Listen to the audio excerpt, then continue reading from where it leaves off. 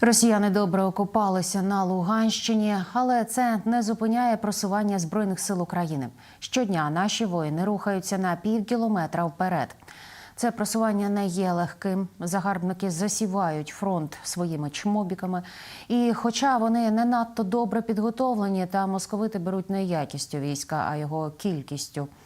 Як минає 255-та доба Великої війни у хроніці подій від Сергія Барбу.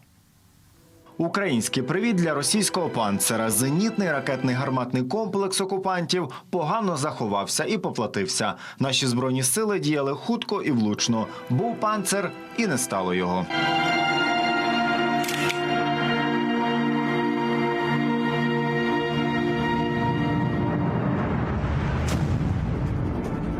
Танк із гвинтами – ще одна гордість російської оборонки.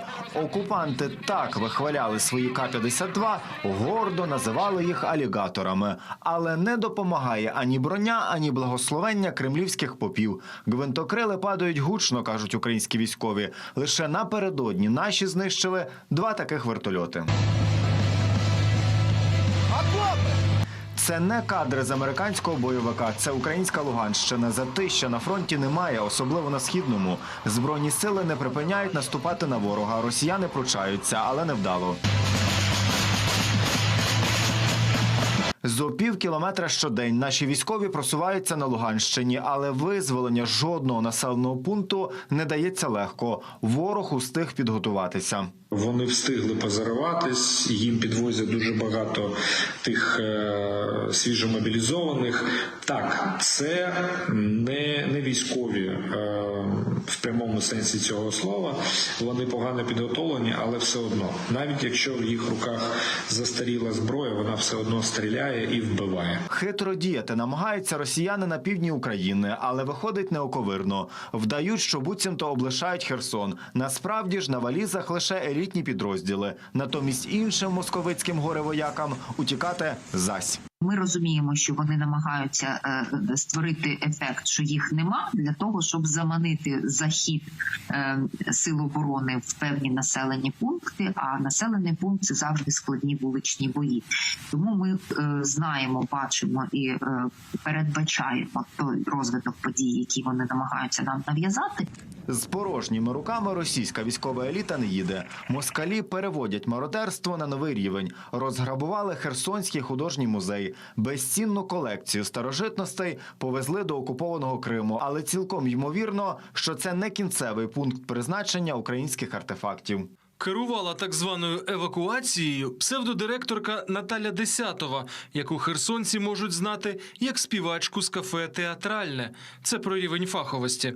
На жаль, допомагали їй і деякі співробітники музею, які погодилися працювати на росіян. На думку чинної директорки музею Аліни Доценко, в Криму приймають колекцію Херсонського художнього музею теж колишні її підлеглі – Наталія Кольцова та Інна Буренко, які завчасно евакуювалися. Евакуацію унітазів поки що підтвердити не можемо. Колаборантам приготуватися. Росія своїх кидає, причому залюбки. На Харківщині затримали колишню поліцейську. Вона працювала з окупантами. Віддала їм свою табельну зброю. Від московитів отримувала зарплату. А коли Збройні сили пішли у контрнаступ, евакуювати зрадницю росіяни не захотіли. Ще одна колаборантка сяде на 7 років. На Житомирщині зрадниця зливала окупантам інформацію про розташування сил оборони. Для конспірації домогосподарка з Житомирщини отримала позивний «Побєда».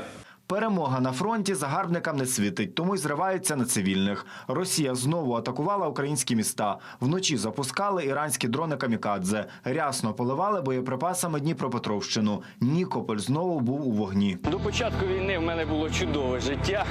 Я тренер з тайського боксу. Українські міста і села відбудуємо, а росіян розплата не у мене, переконаний прикордонник Віталій. Воїн несе службу на фронті з початку Великої війни. Виховував чемпіонів, а тепер боронить країну. Ці вибухи, руйнування, гвалтування і все це жахіття, яке ми бачили від цих свинособак, там, де вони окупували територію, щоб це все не прийшло до мене додому. У мене є бажання проїхатися по містам, які були під окупацією, подивитися, що вони наробили, і тоді проїхатися через декілька років, коли вже країна відбудується, і там буде Нью-Йорк-Сіті. Сергій Барбо, 5 канал. Цей та інші матеріали наших кореспондентів ви завжди маєте можливість переглянути на нашому YouTube-каналі. Окрім сюжетів, там знайдете і наші розмовні студії та авторські проєкти.